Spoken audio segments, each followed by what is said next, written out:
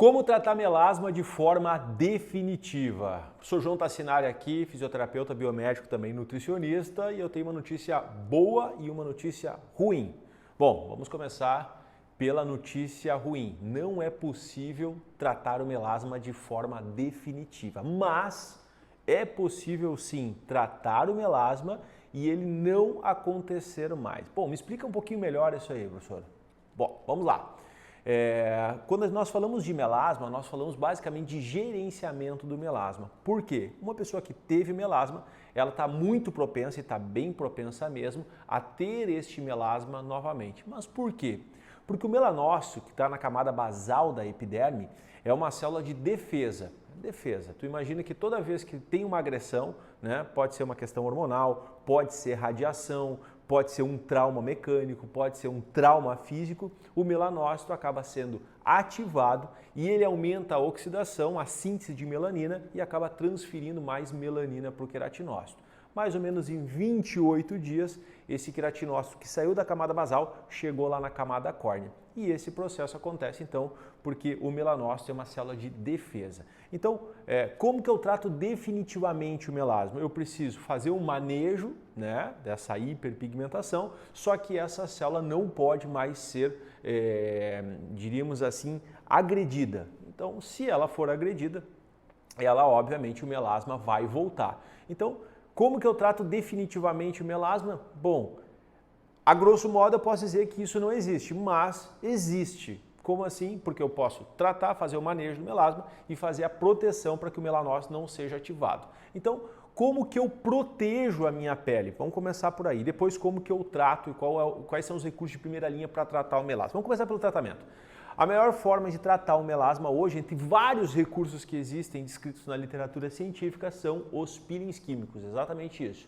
Os ácidos são amplamente estudados, tu pode ver uma gama aqui de artigos científicos mostrando então que o peeling químico é a primeira linha, né, para o manejo do melasma. E como que eu protejo? Já vou falar isso para não ocorrer a recorrência. A minha sugestão, sempre que eu vou fazer um tratamento para melasma, pense em produtos cosméticos ou peelings que trabalhem em diferentes vias, né? A primeira via que nós chamamos de inibição da ativação, né? E aí eu chamo a atenção, o ácido tranexâmico faz isso.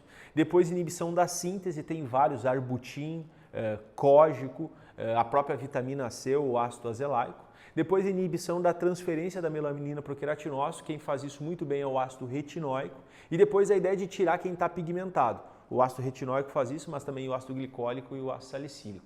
Então, o manejo do melasma, ele passa muitas vezes pela combinação desses princípios ativos em algum produto cosmético. Então, se eu pudesse indicar um produto aqui, né, para trabalhar em cada rota, sem dúvida nenhuma, para inibição da ativação seria o arbutin. Então, procure produtos ou indique para os seus pacientes produtos que têm o arbutin. A concentração usual ele é 4%, ele é um análogo da hidroquinona, mas não tem o efeito melanotóxico. Então, um produto com arbutin ele é sempre bem-vindo, tá? Alfa-arbutin ele pode estar, por exemplo, no skincare ou no home care do meu paciente à noite.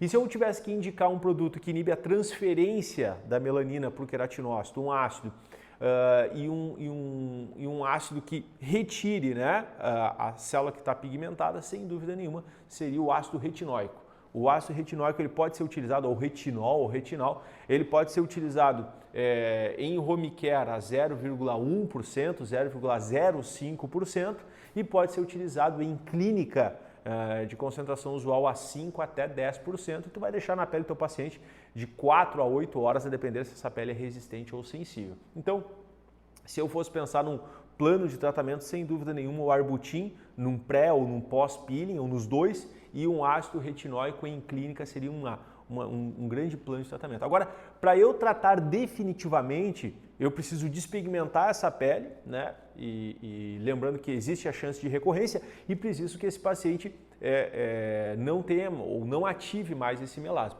Então, o uso do protetor solar é indispensável e reaplicar ele durante o dia, e o uso do ácido tranexâmico. O ácido tranexâmico é o inibidor da ativação do melanócito. Então, existem protetores solares né, que tem o ácido tranexâmico na sua formulação, ou ele pode ser aplicado toda manhã antes do protetor solar. Então, essa é uma ideia de plano de tratamento muito interessante. E eu comecei esse vídeo falando assim, como tratar definitivamente o melasma. Não tem como tu tratar definitivamente o melasma, mas tem como tu tratar o melasma e ele não acontecer mais, né? Desde que tu gerencie essa pele, com o uso do protetor solar diariamente e o uso do ácido tranexâmico. Por fim, eu quero finalizar esse vídeo mostrando a aplicação do ácido retinóico, ok? Essa é uma aula que está dentro do IJT Academy, eu te convido a ser membro dela, tem a descrição aqui embaixo. E aí na sequência agora uma aplicação do ácido retinóico justamente pensado no manejo do melasma e também pode ser utilizado para o rejuvenescimento. Super abraço. Vamos começar então a higienização, paciente jovem com melasma, né, na região frontal, na região orbicular, na região do malar. Detalhe importante, fototipo mais baixo, mesmo assim uma pele que não é sensível, tá? Uma pele com tendência a ser mais resistente. Então vamos começar a higienização. Então nós estamos utilizando aqui um sabonete com gluconlactona. Não é um produto de perfumaria, né? Ele é um produto profissional, então não vejo se formar a espuma, mas a higienização, ela está acontecendo.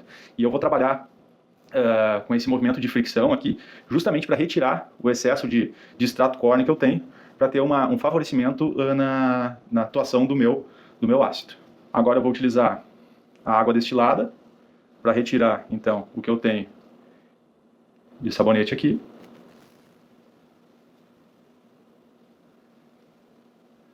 E eu finalizo o processo de higienização com a utilização de 2 gases secas, ok?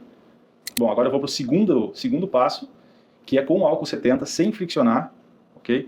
Realmente evitar qualquer possível contaminação que eu venha ter utilização, depois da utilização do meu ácido, que de certa forma vai abrir a barreira da pele. Agora nós vamos preparar o terceiro passo, tá? DAPN de vidro, e nós vamos utilizar então ácido retinóico a 5%.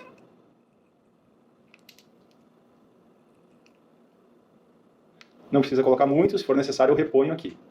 Ó, para aplicação, seguindo a rigor de literatura internacional, pincel autoclavado, ok? Bom, é uma camada fina de aplicação e a literatura sugere alguns quadrantes de sequência, tá?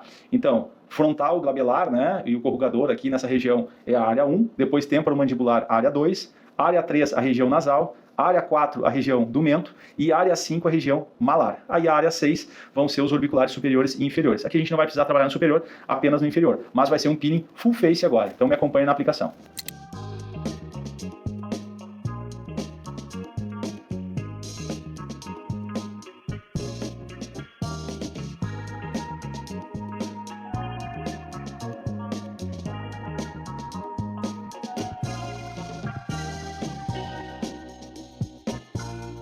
Bom, a ideia é deixar a aplicação mais homogênea possível, né? Por isso um pincel de qualidade também ajuda muito. Detalhe importante, esse é um ácido que eu não vou retirar ele, tá? Ele é um ácido que ele é tempo dependente, não é pH dependente, então agora minha paciente vai ficar nas próximas horas com ele. Tem pesquisas falando de 1 hora, de 6 horas, no máximo 8 horas em contato com esse ácido. Depois ela mesma vai retirar esse ácido fazendo a higienização com água, né? E com um sabonete que a gente já indicou no home care dela. Então, diferente do próximo peeling que nós vamos aplicar, esse nós não vamos retirar em clínica e, obviamente, a minha paciente vai estar atenta aos sinais e sintomas. Se ela sentir uma ardência muito pronunciada, né, em 1 hora, ela vai retirar em 1 hora. Se ela sentir não conseguir chegar nas 6 horas, ela vai retirar antes das 6 horas. Nós estamos prevendo aqui que ela fique pelo menos 6 horas com este ácido aqui e depois retire. Daí nós vamos ter os efeitos do ácido retinóico.